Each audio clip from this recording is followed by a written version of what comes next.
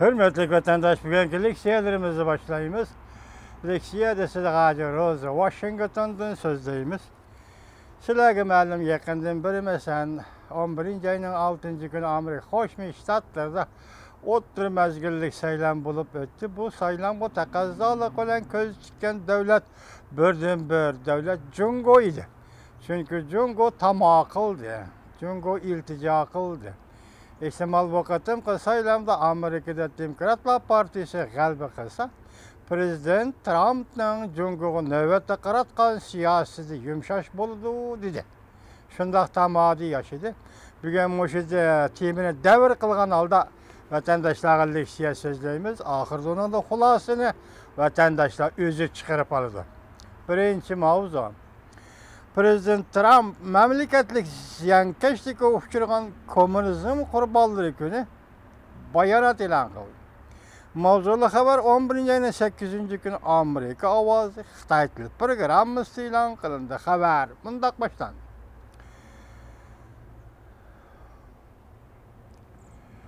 Haftaning 3 kuni, yani 11 ayning 7 kuni Oqsaroy mamlakatlik kommunizm ziyonkashlikka uchragan xotir kunida bayonot e'lon qildi. 3 abzaslik bayonotning tarjimasi tuvandikicha. Memleketlik komünizmning ziyonkashlikka uchragan xotir kuni bu kunda biz 100 milyondan ortiq komünizm mustabid hokimiyatining o'ltirishiga va ziyonkashlikka uchragan kishilarni xotirlaymiz. Biz yana dunyoning har qaysi joylari tinchlik, gullanish va erkinlik uchun kurash qilayotgan kishilarni qo'llaydiganligimizni qayta sharhlaymiz. 1917-yili Rossiyada Bolsheviklar partiyasi inqilobi boshlangandan beri biz kommunizm mustabid hokimiyatining ideologiyasi paydo qilgan oqibatni, azoblarni, zulm, sitam va o'lim yetimlarni o'z ko'zimiz bilan ko'rdik. Kommunizm tug'ilish bilan kishilarga xos bo'lgan kishilik huquqni umumiy farovonlikning ostiga qo'yib keldi. Diniy e'tiqod erkinligini yo'qotish, xususiy mulkchilikni yo'qotish, so'z erkinligini yo'qotish kechiringlar, hamda haddidan oshgan holda doim hayotlikni yo'qotib keldi. Bu dahshatli vahimalar jumladan ocharchilar. Bu jarayonda qasddan Ukraina xalqini och qilib o'lishga majburladi. Och qo'yib o'ldirish Jungoda ham yuz bergan edi.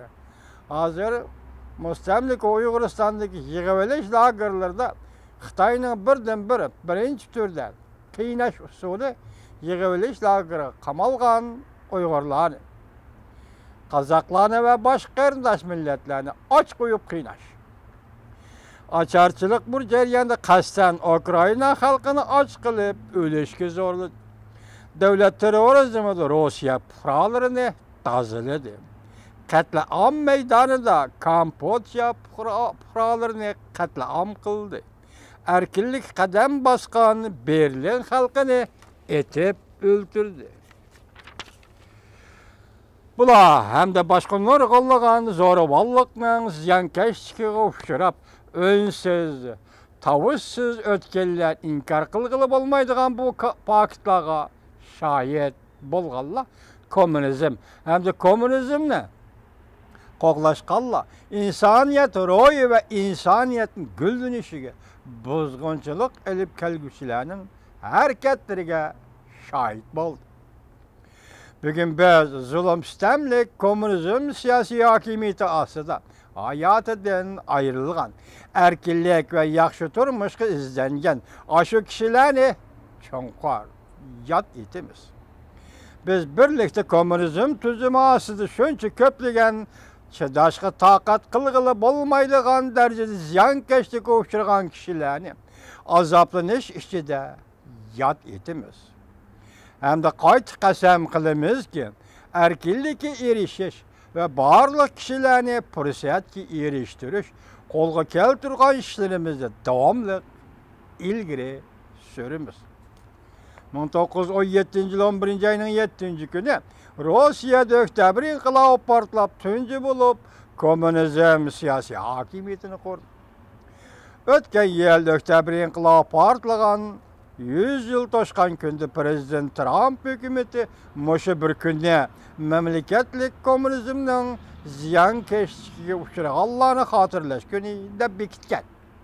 Bu yıl Aksaray 2. qetim memleketlik komünizmden ziyankeşliğe uçurağanlar hatırı günü de Prezident'nin bayanatını ilan kıldı. Bu doğru yazılgan inkas birinci, komünizmge qat'i qarıştırımız. Deydikenimiz Amerika muoxşaşlı komünizmden temin etipakıdı. Yani öyle hata ketti bir cümle. Komünizmge qat'i qarşı turmaydiken Amerika muoxşaşlı komünizmden temin etipakıdı. İnkas ikinci, ulağı Amerika, Qo'shma Shtatlar, Batar, Prezident Trump, Amerika Birleşken Devletler Teşkilatı'nın hatırlaş günü tesis kılsa iken, Cumhuriyeti demokratiyalaştırış bu dünyanın en zor töpsi bolişi gerek. Yukarı haber gezilgan işki inkas ahırkadak bunu keltirdik vatandaşlar. Birinci olup bugün Prezident Trump'tan komünizmge karşı yoki şu vaqtda qurban bolganlarni hatırlash kunida e'lon qilgan bayonotga esinglarda borki, bu yil 9 ayning 26 kuni Birlashgan Davlatlar Tashkilotining umumiy yig'inida Prezident Trump kommunizmga qarshi turish, kommunizmdan ziyonkashga qarshi turish to'g'risida umumiylik chaqiriq e'lon qilish shaklida nutq so'zlagan edi.